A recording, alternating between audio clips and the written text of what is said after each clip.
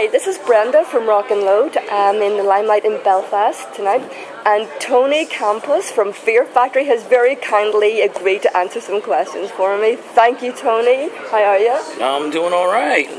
That was an amazing show. It's just finished, and believe me, my neck is completely broken. I'm not going to survive this until later, I'm telling you. I just want to say, so congratulations on the new album, The Nexus. It's amazing. Absolutely. I hear it's doing good. Yeah, it's absolutely amazing. And this is the 20th anniversary of The Manufacturer. Did you play on The Manufacturer? No, actually, I've never played on any Fear Factory record. Wow. And, even though for like the last, 3-4 years, I've been begging Dino, let me play on a fucking record. I'm like, dude, come on, I'll do it for free. Just let me fucking play on the record. You know? Are you serious? Yeah, because he's been playing on all the records, I guess, in the last couple of years. And I'm like, dude, come on, just let me play on it. But, So what did you have to do? How did you get in this time then? What did you do? Well, I just started working with these guys in June, I think. June or July, I forget. Yes. But before that, I was playing with Ministry for a little bit. Yeah. And then before that, the last 3 years, I've been mainly playing for Soulfly. And so, when he was out on tour, I was always out on tour, or vice versa. So he was home, and I was out on tour, right. Or vice versa. So our schedules never meshed. And we have this side project that we've been doing since on and off since like 2000, called Asesino. It's a death metal grindcore in Spanish, and since I was in Soulfly, yes. They kept me so busy that we weren't able to do it. Asesino, and we haven't done a record in like almost 11 years now. Wow. So, now that we're on the same schedule, yes, I think we can finally do something with that, So are you still playing for Soulfly? No. Fear Factory keeps me too busy to... Too busy? I wish I could be in more than one place at once, because then I do everything, but I can't, and unfortunately, I can't franchise myself like the way that comedian Gallagher does. He's got guys fucking, dressed as him,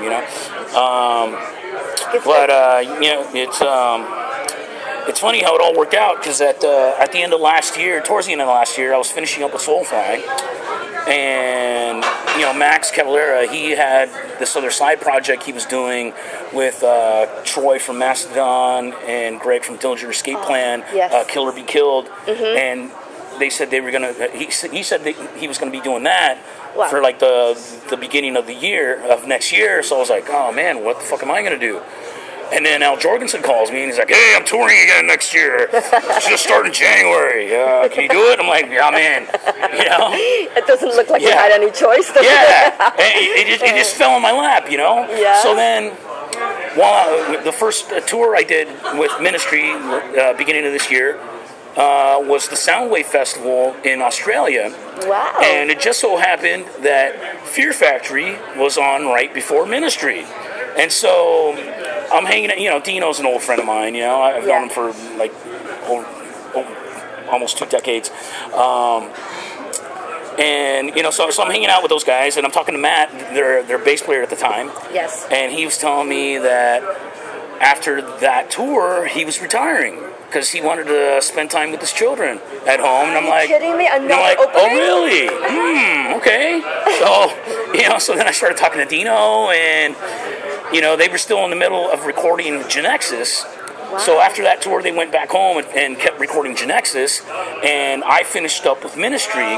And it just so happened that the last show that I did with Ministry was at the same festival Fear Factory was playing the next day. So I did, I think it was Friday night, I played my last gig with Ministry, and then those guys went home. I stayed behind. Yes. And that next morning, I played my first show with Fear Factory. You are a lucky man. Is the stars looking down on you? I'm telling you. I'm actually sitting here then with a talking living legend that every band seems to want. My God. You know what? I've been lucky, like every band I've been in since my old band fell apart. Yeah.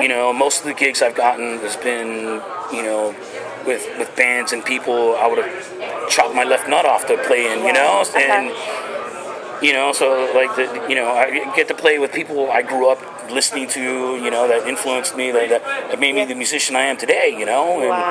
And so I've been very fortunate. Do you think you're going to settle then in Fear Factory? Is this this is you got to play on this record, but you didn't actually contribute to this record? No, because by the time I came on board, the record was already done. Okay. So what's going to happen then? I mean, if, and I'm sure they probably will, this is what, Fear Factory's 9th studio album, isn't it? I believe. I assume that these guys are full of information, and they're going to probably they're full of music. They're going to make another record. Yeah, How does the writing process? How does it take off? What does the band do? I've never actually been there during the writing process because, you know, like I said, I've just started working with them. Yeah. But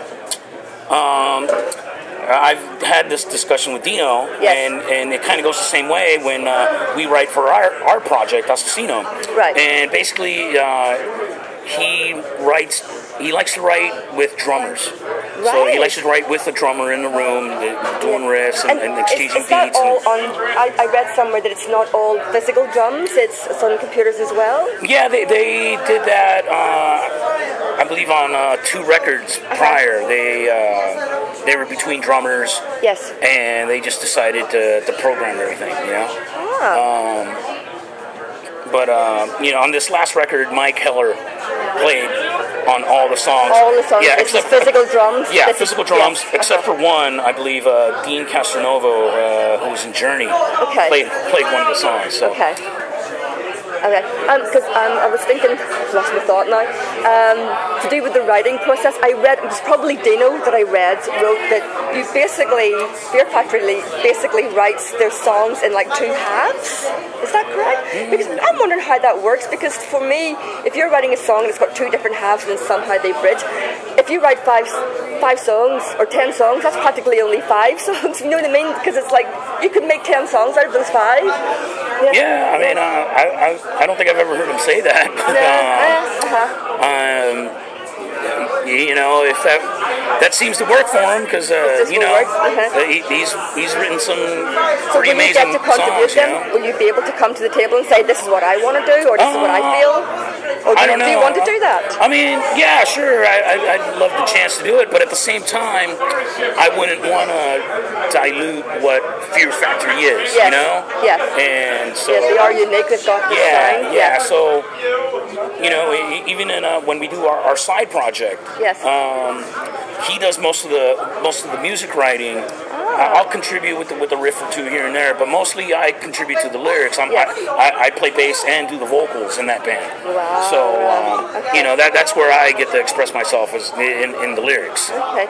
So you're touring now with Fear Factory. It's quite a hefty tour, and how do you find the tour so far, being with Fear Factory in comparison maybe to being with Ministry or Soulfly or your other bands?